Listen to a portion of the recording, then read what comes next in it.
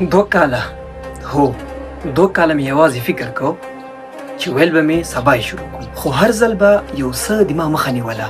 اوور تینکینګ به مې کو، فکر کې به مې اوسې دا شروع کم که دا شروع کم، خو له دې باوجود به ذهن کې زما نورې پوښتنې وي که چېرته دا شروع کمه کله به بهانې وي او کله به دا فکر چې خلک به څه وایي. زه په همدې فکرونو کې وم او خلک مې ورځ تر بله لل چې هغوی پر مخ روان او زه خالص په دې انتظار کې چې ښه وخت به راځي او زه بیا شروع کوم.